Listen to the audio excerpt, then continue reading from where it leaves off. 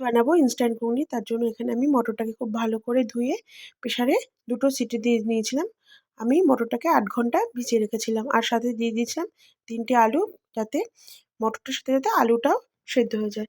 এখানে দিয়েছি তেল, তার মধ্যে দিয়েছি ২ টো শুকনো লঙ্কা, কিছুটা জিরে, আর আমি আদা, কাঁচা লঙ্কা আর টমেটোটা পেস্ট করে নিয়েছিলাম। মশলাটা কড়াইতে দিয়ে তার মধ্যে আমি জিরে গুঁড়ো, ধনে গুঁড়ো আর শুকনো লঙ্কার গুঁড়ো দিয়ে দিয়েছি। এটা কাশ্মীরি শুকনো লঙ্কার গুঁড়ো ছিল, একটু কালারের জন্য। খুব ভালো করে মশলাটা কষিয়ে নেওয়ার পরে আমি যে আলুগুলো সিদ্ধ করেছিলাম সেগুলো হাত দিয়ে একটু ম্যাশ করে সেই আলুগুলো ফার্স্টে দিয়ে দিলাম। আলুগুলো দিয়ে ২ মিনিট কষানোর পরে আমি তারপরে সেদ্ধ করে রাখা মটরটা দিয়ে দিলাম। এখানে আমি কোনো রকম জল ব্যবহার করিনি। মটর সেদ্ধতে যেটুকু জল ছিল ওটাতেই ঘুগনিটা আমার রেডি হয়ে গেছে। নামানোর আগে আমি কিছুটা চিনি আর গরম মশলা দিয়ে দিয়েছিলাম। কেমন লাগলো অবশ্যই জানাবেন।